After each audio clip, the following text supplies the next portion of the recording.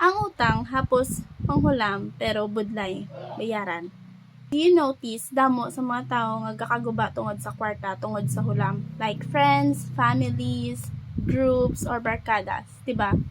Kung ikaw nga tao hindi ka kabalo magpayad, isa lang na lang himuon mo. Hindi ka mangutang para wala ka sang problema. Kag kung mangutang ka man gid, be sure and be accountable to pay your debt. Pero para sa akon, kung nagpautang ka, ikaw nga nagpautang, don't ever expect the return. Ihatag mo na lang siya.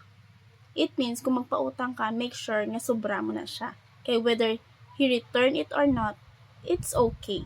Hatag mo na lang na siya. My husband told me nga kung magpahulam ka kung hindi ka pagbayaran, hatag na lang sa iya. Because the more blessing will come up in your life. Ang mag-abot sa imong life. Sobra pa sa gina-expect mo. That's it.